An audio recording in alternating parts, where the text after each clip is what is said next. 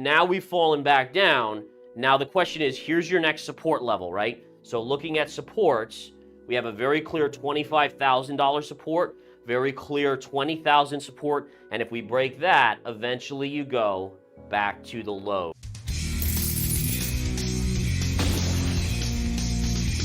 In today's video, Chief Market Strategist of InTheMoneyStocks.com Gareth Soloway tells us all about his latest analysis of the charts as well as his predictions and price targets for Bitcoin. Soloway shares his opinion regarding high inflation rates, the stock market, the crypto market, and the Fed. Some of the economic data to start off here. We saw China overnight lower their interest rates, but this is the kicker. They didn't lower it as much as the market expected. So again, rate cuts generally are viewed as a positive for the markets. In China, they lowered rate, in terms of rate cuts, they lowered, but it was less than expected. So if we jump over here, this is the Hang Seng chart, right? So this is the Hong Kong stock market, which is the one I follow. And we can see that even with that rate cut, all right, even with the rate cut, it still caused the Chinese market or the Hang Seng to fall additionally. We saw a loss of 1.82%. So China continues to be in free fall. Now I want to show you this, guys. If we look at the chart, there's actually some really interesting stuff here. So if we do a parallel channel, and let's just do that now, and we take it to this high, right? So essentially we're going to connect it through that high to this high right here. What we see is if we drag that down, look at what it coordinates with. Right? So again, and I love parallels. You guys know I've gone into parallels a lot in this, but if we just take a look right here, what we see is you have a pivot point here, then you have a pivot point here. Connect those two lines, and what does it give you? It gives you the exact low here and the exact low here. Now, what that implies is that if we see the Hang Seng market sell off down to this line, we should get a bounce, right? So again, you're looking at around 17,000 on the Hang Seng. Right now we're trading at 17,623 per the close, and that is a technical level, would be a level to start inching into a trade. Now, is there any guarantee that we stop there, or could we go lower? Well, the answer is there's no guarantees in trading, right? In investing, there's nothing guaranteed. It's all about probability. So the probabilities are highly favorable to a move up if we hit this 17,000 level right there. All right, so for me, that's what I'm looking at. So this is the chart of Nvidia. Now, Nvidia, I want to bring up. So we just covered, obviously, the Hang Seng, the Chinese market, the Chinese rate cut. It was less than expected, so we saw the China market come down. This is the chart of Nvidia. Now, Nvidia is basically the golden child of the stock market right now. So if you look at what stocks are most influential, it used to be Apple, it used to be Microsoft, it even used to be Tesla. Now it is very clear that this is the stock. When this stock is up, the markets are rarely down.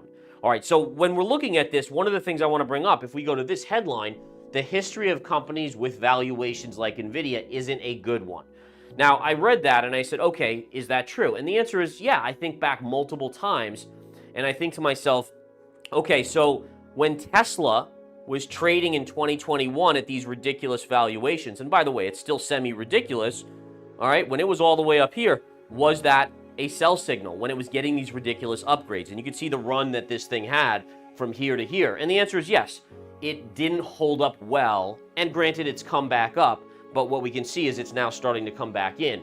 But the bottom line here again is that you're looking at charts that when they get ahead of themselves, they get ahead for one single reason, and this is going to be key.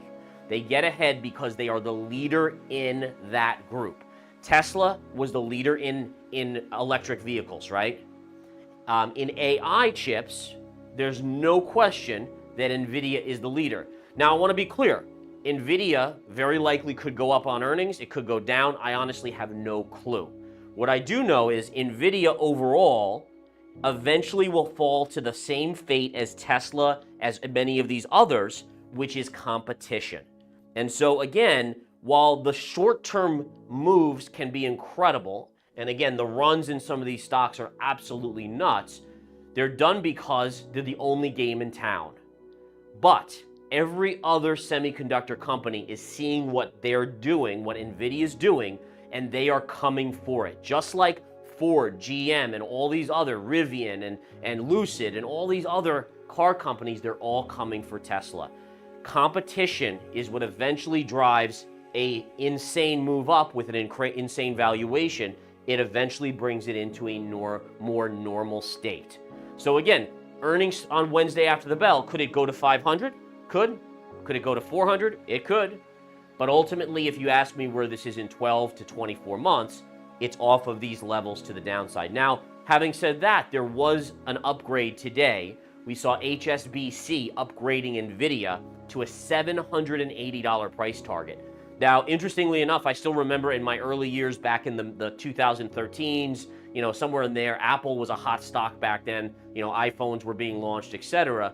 And there were upgrades that were ridiculous then too, and we know that at that time put in the top. Yes, Apple has since made new all-time highs, but these crazy upgrades, when you start getting these insane upgrades where it's like, oh wow, you're saying a $1 trillion company is going to go to $2 trillion, it's usually the mark of a top coming in. You just don't know about the reaction on earnings. That's the only wild card here where you're seeing this stock get a lot of things. Now, speaking of Tesla, if we go back to Tesla here, take a look at this. So Tesla, I was talking about this on Friday on Twitter, and what we can see on Twitter right here is I posted this chart, and I said, okay, you have a trend line sloping up here, and you have this flat top right here, right? And look at where price went to, right? I mean, when I posted, it was $215.66. All right, now if we go to Tesla today, number one, you have a channel here that I didn't even have in, but it's the same trend line. But ultimately, on this stock, you are now trading, folks, at basically north of 220 pre-market. And I can go to the extended hours here and you can see. So 221 is the current price, right? So you've rallied up pre-market. And this is the beautiful thing about charts, is that when you find charts, it doesn't guarantee you success, but ultimately it tells you that, okay, this is good support. Could it go down a little lower? Sure, somewhere in this vicinity, and you should get some sort of reflex bounce. And that's exactly what we're seeing on Tesla. All right, I do want to get into some crypto here. So again, as we flip through, we don't really have, I posted a big thing on Twitter over the weekend or talked about it on Bitcoin. Bitcoin, again, guys, is very simple here. So Bitcoin, again, has broken the level I said it was likely going to break. We talked about this. You guys, it's been no surprise that when we were at 31,000, I was skeptical we were going to break out, unlike pretty much everyone else out there. But now we've fallen back down. Now the question is, here's your next support level, right? So looking at supports, we have a very clear $25,000 support, very clear 20,000 support, and if we break that, eventually you go back to the lows. The only way, and I've said this now, and this has become my thesis, is the only way Bitcoin breaks 15,700-ish, the lows, is if we see the stock market go back to the October 2022 lows or lower. Then I actually think it can. Otherwise, I think Bitcoin probably holds up relatively well. My big concern, though, is that I actually do believe the stock market is going lower significantly, as I think this narrative that it's going to be a perfect landing and everything is going to be great and we're going to all sing kumbaya, I just don't buy it. Again, history shows us that when the yield curve uninverts is when we get the recession. We haven't uninverted yet, so there's still a lot of things. We also know that there's a delay in interest rate policy of 6 to 12 months. So we're only, based on what the market's reacting to, we're at like 2.5% on the Fed funds rate versus 5.25 to 5.5.